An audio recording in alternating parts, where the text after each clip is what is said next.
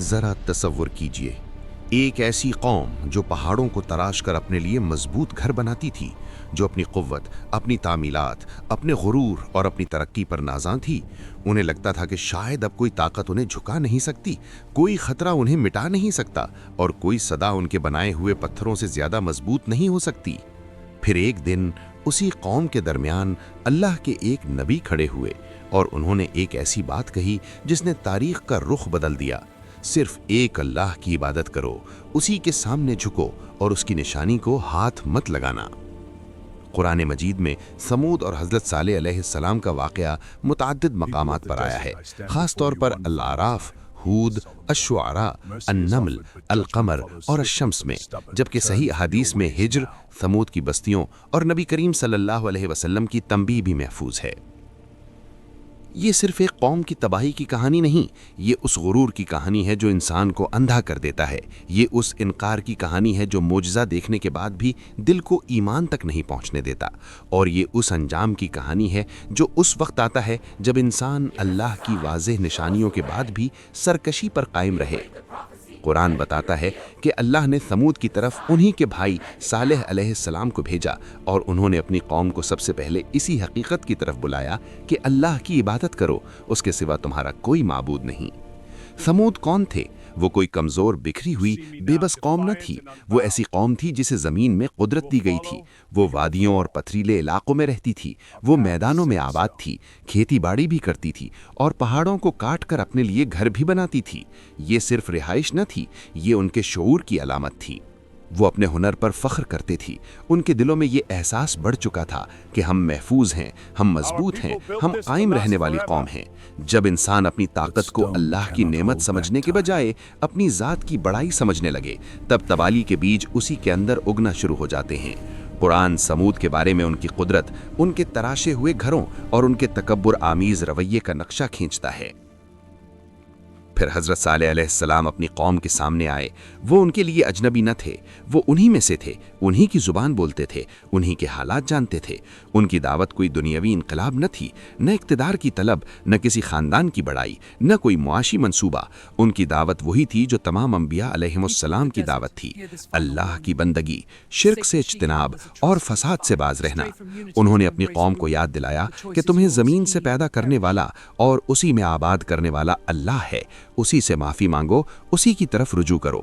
یہ کلمات دلوں کو نرم کر دینے والے تھے، مگر وہ دل جو غرور سے بھر چکے ہوں انہیں نصیحت اکثر اپنی توہین محسوس ہوتی ہے۔ قرآن میں حضرت صالح علیہ السلام کی دعوت کا مرکزی پیغام یہی توحید، توبہ اور زمین میں فساد سے منع کرنا ہے۔ شروع میں مخالفت نرمی سے آئی، پھر سوالات اٹھے، پھر شکوک پیدا کیے گئے، پھر وہی ہوا جو اکثر حق کے ساتھ ہوتا ہے، نبی کی سچائی پر نہیں، قوم کے مفاد پر بحث ہونے لگی۔ لوگ کہنے لگے، کیا تم ہمیں اس عبادت سے روکنا چاہتے ہو جس پر ہمارے باپ دادا تھے؟ کیا تم واقعی وہی ہو جس پر ہم بھروسہ کریں؟ گویا مسئلہ دلیل کا نہ تھا، مسئلہ دل کا تھا۔ جب انسان کسی روایت، کسی طاقت، کسی اجتماعی غرور یا کسی پرانی گمراہی سے جذباتی وابستگی پیدا کر لیتا ہے تو اسے حق کی روشنی بھی چبھنے لگتی ہے۔ حضرت صالح علیہ السلام کے ساتھ بھی یہی ہوا۔ پھر قوم کے اندر دو راستے بن گئے۔ ایک راستہ ان لوگوں کا تھا جو حضرت صالح علیہ السلام کی دعوت میں سچائی دیکھ رہے تھے، دوسرا راستہ سرداروں، متکبروں اور ان لوگوں کا تھا جنہیں خوف تھا کہ اگر یہ دعوت قبول ہو گئی تو ہماری بڑھائی، ہماری مجلسیں، ہماری جھوٹی عظمت، سب کچھ ہل جائے گا۔ قرآن ہمیں بتاتا ہے کہ متکبر سرداروں نے کمزور سمجھے جانے والے اہل ایمان کو حقیر جانا، ان کا مذاق اڑایا اور ان کے ایمان کو کمزوری سمجھا، مگر حقیقت یہ تھی کہ کمزور وہ نہ تھے جنہوں نے اللہ کے سامنے سر جھکا دیا، کمزور وہ تھے جو اپنے نفس کے غلام بن چکے تھے۔ پھر وہ مرحلہ آیا جب قوم نے ایک نشانی کا مطالبہ کیا اور اللہ نے حضرت صالح علیہ السلام کے ذریعے انہیں ایک واضح آیت عطا فرمائی، اللہ کی اونٹنی۔ قرآن نے اسے ناقۃ اللہ کہا، یعنی اللہ کی نشانی، اللہ کی طرف نسبت دی گئی ایک خاص علامت۔ یہ ایک عام جانور نہ تھا جسے قوم اپنی مرضی سے دیکھتی اور بھول جاتی۔ اس کے ساتھ ایک امتحان وابستہ تھا، اس کے ساتھ ایک حد مقرر تھی، اس کے ساتھ ایک اخلاقی اور ایمانی سوال جڑا ہوا تھا۔ کیا تم اللہ کی واضح نشانی کے سامنے جھکو گے یا اپنے غرور میں اسے بھی چیلنج کرو گے؟ قرآن نے اس اونٹنی کو آیت اور فتنہ یعنی آزمائش کے طور پر پیش کیا۔ یہاں شی کیمل کا راز دراصل یہی ہے کہ اصل راز اونٹنی کی جسامت، شکل یا صرف ظاہری عجیب پن میں نہیں تھا، بلکہ اس کے امتحان میں تھا۔ اللہ نے اسے ایک نشانی بنایا اور پھر قوم کے لیے اس کے ساتھ ایک نظام مقرر کیا۔ قرآن میں آیا کہ پانی پینے کے لیے ایک دن اونٹنی کا حق تھا اور ایک دن قوم کا، یعنی مسئلہ صرف ایک معجزہ دیکھنے کا نہ تھا، بلکہ اس معجزے کے احترام اور اللہ کے حکم کے سامنے عملی اطاعت کا تھا۔ بہت سے لوگ معجزہ دیکھنے کی خواہش رکھتے ہیں، مگر جب معجزہ ان کے تکبر، ان کے فائدے، ان کے روزمرہ اختیار اور ان کی انا کو چیلنج کرتا ہے، تب وہ اس کے خلاف ہو جاتے ہیں۔ سمود اسی امتحان میں ناکام ہوئی۔ قرآن نے صاف فرمایا کہ یہ اللہ کی اونٹنی ہے، اس کے لیے پانی پینے کی باری ہے اور اسے برائی کے ساتھ ہاتھ نہ لگانا، ورنہ قریب کا عذاب آ پکڑے گا۔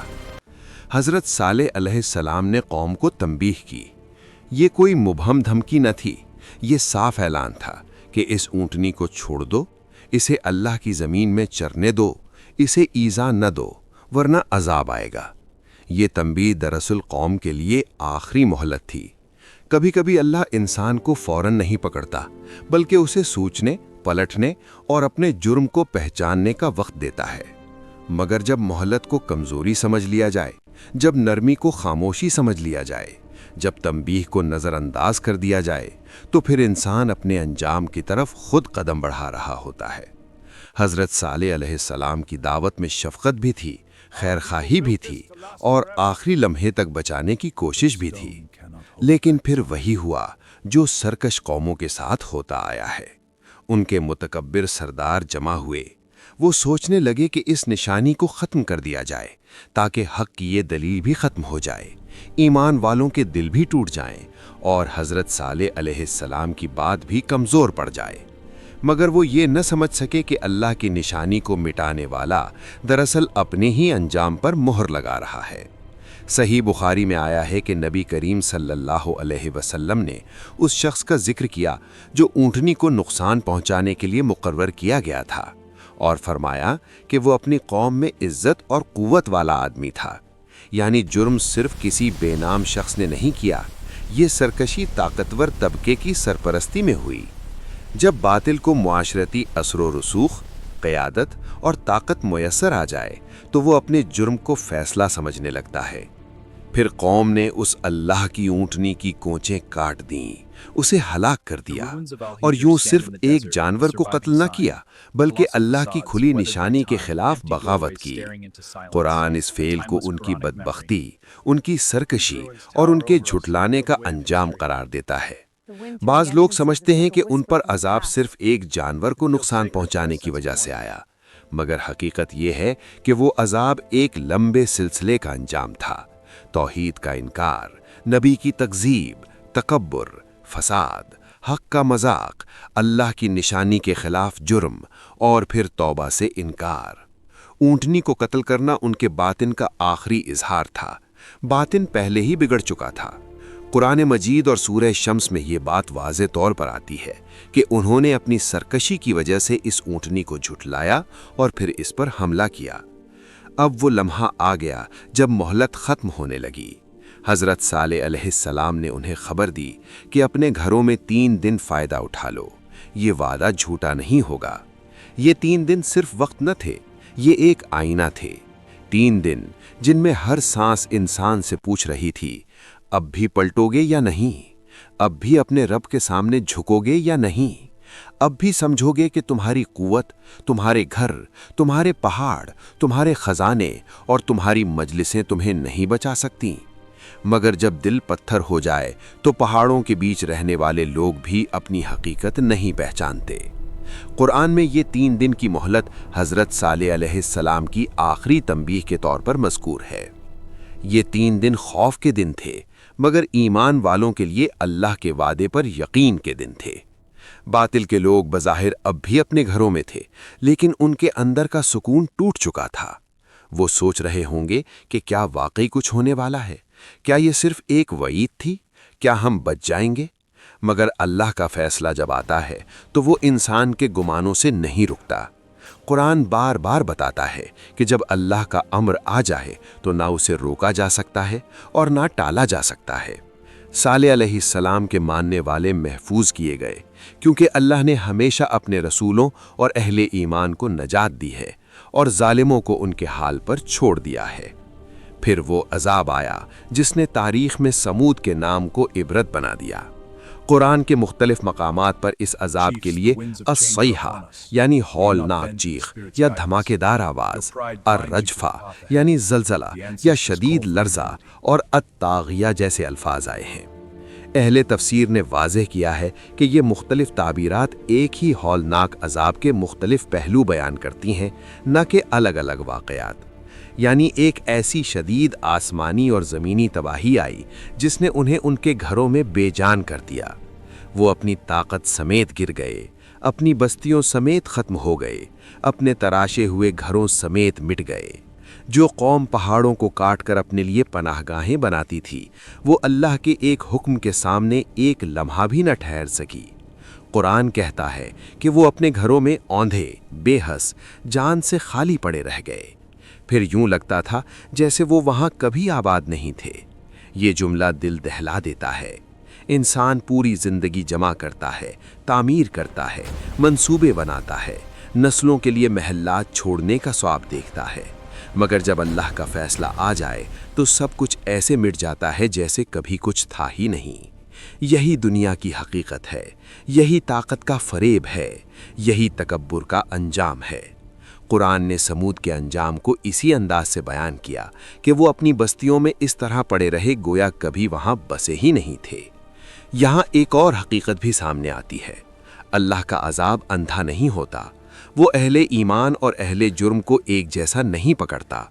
قرآن نے واضح کیا کہ جب اللہ کا حکم آیا تو حضرت صالح علیہ السلام اور ان کے ساتھ ایمان لانے والوں کو اللہ نے اپنی رحمت سے بچا لیا۔ اس کا مطلب یہ ہے کہ نجات ہمیشہ تعداد سے نہیں، حق سے وابستگی سے ملتی ہے۔ ہو سکتا ہے ایک پوری بستی باطل پر ہو اور چند لوگ حق پر ہوں، مگر اللہ کے نزدیک وزن حق کا ہوتا ہے، ہجوم کا نہیں۔ یہ اہل ایمان کے لیے امید ہے اور باطل کے ہجوم کے لیے تنبیہ۔ اس واقعے میں شی کیمل کا راز کا ایک اور پہلو بھی ہے۔ وہ اونٹنی محض معجزانہ تھی، وہ حدود اللہ کی علامت تھی۔ اسے چھیڑنے کا مطلب اللہ کی حد کو توڑنا تھا۔ انسان اکثر سوچتا ہے کہ گناہ صرف وہی ہے جو بہت بڑا اور نمایاں ہو، لیکن قرآن ہمیں سکھاتا ہے کہ اصل جرم اللہ کے واضح حکم کی توہین ہے۔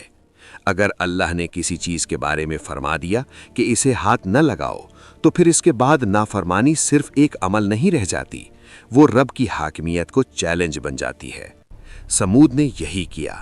انہوں نے اللہ کی نشانی کو قتل کر کے گویا یہ اعلان کیا کہ ہم اپنی خواہش کو اللہ کے حکم پر مقدم رکھیں گے، اور یہی وہ لمحہ تھا جہاں ان کے لیے ہلاکت یقینی ہو گئی۔ پھر تاریخ گزری، زمانے بدلے، قومیں آئیں و گئیں، مگر سمود کی بستیوں کے آثار باقی رہے تاکہ بعد والے لوگ دیکھیں، سوچیں اور عبرت پکڑیں۔ صحیح بخاری اور صحیح مسلم میں آتا ہے کہ نبی کریم صلی اللہ علیہ وسلم جب غزوہ تبوک کے سفر میں ہجر یعنی سمود کی بستیوں کے پاس سے گزرے تو آپ صلی اللہ علیہ وسلم نے صحابہ کو فرمایا کہ ان ظالموں کی بستیوں میں داخل نہ ہو مگر روتے ہوئے، کہیں ایسا نہ ہو کہ تم پر بھی وہی کچھ آ جائے جو ان پر آیا۔ اور جب لوگوں نے وہاں کے کنووں سے پانی لیا اور آٹا گوندھا تو آپ صلی اللہ علیہ وسلم نے حکم دیا کہ وہ پانی بہا دیا جائے اور آٹا اونٹنوں کو کھلایا جائے، اور پانی اسی کنویں سے لیا جائے جہاں اللہ کی اونٹنی آیا کرتی تھی۔ یہ احادیث اس واقعے کی تاریخی یاد اور اس سے وابستہ عبرت کو مزید مضبوط کرتی ہیں۔ یہ کتنی عظیم بات ہے کہ رسول اللہ صلی اللہ علیہ وسلم نے ان کھنڈرات کو صرف آثار قدیمہ کے طور پر نہیں دیکھا بلکہ عبرت کی جگہ کے طور پر دیکھا۔ اس سے ہمیں سیکھنا چاہیے کہ قرآن کی تباہ شدہ قومیں صرف قصے نہیں، زندہ نصیحتیں ہیں۔ جب انسان ظلم، تکبر، شہوت اقتدار، حق سے بغاوت اور اللہ کی حدود توڑنے کو معمول بنا لیتا ہے تو اس کی تہذیب چاہے کتنی ترقی یافتہ ہو، اس کا انجام محفوظ نہیں رہتا۔ سمود کے گھر مضبوط تھے مگر دل کمزور تھے، ان کی عمارتیں بلند تھیں مگر روحیں گر چکی تھیں، ان کے پاس مہارت تھی مگر ہدایت نہ تھی، اور جس قوم کے پاس ہدایت نہ ہو اس کی ترقی اس کے لیے نجات نہیں بنتی۔ حضرت صالح علیہ السلام کی اور پھر یہ کہ اس قوم کی تباہی صرف ماضی کا واقعہ نہیں، حال کا آئینہ بھی ہے۔ آج بھی جب انسان اپنی ٹیکنالوجی، اپنے شہر، اپنی معیشت، اپنی طاقت، اپنی فوج، اپنی تعمیرات، اپنے وسائل اور اپنی تہذیب پر اس انداز سے فخر کرنے لگے کہ اسے اللہ کی یاد، آخرت کا خوف، انبیاء کی تعلیمات اور حق و باطل کی تمیز چھوٹی محسوس ہونے لگے، تو پھر وہی بیماری دوبارہ جنم لیتی ہے جو سمود میں تھی۔ نام بدل جاتے ہیں، لباس بدل جاتے ہیں، زبانیں بدل جاتی ہیں، مگر تکبر کی روح وہی رہتی ہے۔ قرآن اسی لیے پرانی قوموں کو دہراتا ہے تاکہ انسان اپنے اندر چھپی ہوئی سمود کو پہچان سکے۔ سمود پر عذاب کیوں آیا؟ اس کا مختصر جواب یہ ہے کہ صرف ایک وجہ نہیں تھی، بلکہ ایک پورا سلسلہ تھا۔ شرک تھا، نبی کی تکذیب تھی، غرور تھا، فساد تھا، اللہ کی نشانی کے خلاف بغاوت تھی، اونٹنی کو قتل کرنا تھا، اور پھر توبہ سے انکار تھا۔ اگر کوئی صرف اتنا کہے کہ اونٹنی مارنے پر عذاب آیا تو بات ادھوری رہ جاتی ہے، اور اگر کوئی یہ سمجھے کہ یہ صرف ایک تمثیلی کہانی ہے تو وہ قرآن کی صریح خبر کا انکار کرتا ہے۔ صحیح فہم یہی ہے کہ یہ ایک حقیقی قوم، ایک حقیقی نبی، ایک حقیقی معجزہ، ایک حقیقی جرم اور ایک حقیقی عذاب کی داستان ہے، جسے قرآن نے بار بار اس لیے دہرایا تاکہ انسان اپنے انجام سے پہلے سنبھل جائے۔ یہ واقعہ ہمیں اللہ کی رحمت اور اس کے عدل دونوں دکھاتا ہے۔ رحمت اس طرح کہ اس نے اپنی طرف سے نبی بھیجا، سمجھایا، نصیحت کی، مہلت دی، نشانی دی اور آخر تک رجوع کا دروازہ کھلا رکھا۔ عدل اس طرح کہ جب سرکشی حد سے گزر گئی تو فیصلہ آ گیا۔ اللہ کسی قوم پر ظلم نہیں کرتا، بلکہ لوگ خود اپنے اوپر ظلم کرتے ہیں۔ یہی قرآن کا اصول ہے۔ سمود نے اپنی تباہی خود چنی جب انہوں نے اللہ کے مقابلے میں اپنی انا کو ترجیح دی۔ پس جب ہم قوم سمود پر عذاب کیوں آیا کا سوال کرتے ہیں تو جواب صرف تاریخ میں نہیں ملتا، اپنے دل میں بھی ملتا ہے۔ جب دل نصیحت سے بھاگے، جب انسان گناہ کو معمول سمجھے، جب اللہ کی حدوں کو ہلکا جانے، جب نبیوں کی تعلیمات کو پرانی بات سمجھ کر چھوڑ دے، جب غرور عاجزی کو کھا جائے، تو سمود کی راہ شروع ہو جاتی ہے۔ اور جب انسان توبہ کرے، اللہ کی نشانیوں کے سامنے جھکے، اپنے نفس کو توڑے اور ہدایت کو عزت دے، تو نجات کی راہ کھل جاتی ہے۔ یہی صالح علیہ السلام کی کہانی کا زندہ پیغام ہے۔ آج بھی حجر کے کھنڈرات خاموش کھڑے ہیں۔ پتھر بولتے نہیں، مگر ان کی خاموشی چیخ چیخ کر کہتی ہے کہ انسانی طاقت ہمیشہ باقی نہیں رہتی۔ محلات، سنگ تراشی، شہرت، سرداری اور اجتماعی غرور سب ایک لمحے میں بے معنی ہو سکتے ہیں۔ باقی وہی رہتا ہے جو اللہ کے لیے ہو، باقی وہی رہتا ہے جو ایمان کے ساتھ ہو، باقی وہی رہتا ہے جسے اللہ کی رضا سہارا دے۔ سمود اپنے گھروں سمیت مٹ گئی، مگر حضرت صالح علیہ السلام کی سچائی باقی رہی، معجزہ بھی باقی رہا، عبرت بھی باقی رہی اور قرآن کا پیغام بھی باقی رہا۔ تو اے سننے والے دل، سمود کی تباہی کو صرف ایک پرانی داستان نہ سمجھو، اسے اپنے لیے آئینہ بناؤ۔ دیکھو کہیں تم بھی اپنے کسی غرور، کسی گناہ، کسی ضد یا کسی دنیاوی طاقت یا کسی خواہش کے سبب حق کی واضح نشانیوں سے منہ تو نہیں موڑ رہے۔ دیکھو کہیں تم بھی اللہ کی کسی حد کو معمولی سمجھ کر تو نہیں توڑ رہے۔ دیکھو کہیں تم بھی نصیحت سن کر اندر ہی اندر اس سے نفرت تو نہیں کر رہے، کیونکہ قومیں صرف پتھر کے شہر بسا کر تباہ نہیں ہوتیں، وہ دلوں میں تباہ ہونا شروع ہو جاتی ہیں۔ سمود کا عذاب ایک آخری منظر تھا، اصل ہلاکت اس وقت شروع ہو چکی تھی جب انہوں نے اپنے رب کے مقابلے میں اپنی خواہش کو بڑا سمجھ لیا تھا۔ اور آخر میں حضرت صالح علیہ السلام کی اس داستان سے یہی صدا آتی ہے، معجزہ دیکھ کر بھی اگر دل نہ جھکے تو انسان بچ نہیں سکتا، لیکن اگر دل جھک جائے تو کھنڈرات کے بیچ بھی نجات مل سکتی ہے۔ اللہ ہمیں غرور سے بچائے، حق کو حق سمجھ کر قبول کرنے کی توفیق عطا فرمائے، اپنی نشانیوں کی تعظیم عطا فرمائے اور ان قوموں کے انجام سے حقیقی عبرت حاصل کرنے والا بنائے جنہیں قرآن نے ہماری ہدایت کے لیے ذکر کیا ہے۔ یہی سمود کی داستان کا خلاصہ ہے، یہی اللہ کی اونٹنی کا راز ہے، اور یہی اس عذاب کی اصل وجہ ہے جس نے ایک عظیم سمجھی جانے والی قوم کو تاریخ کی عبرت بنا دیا۔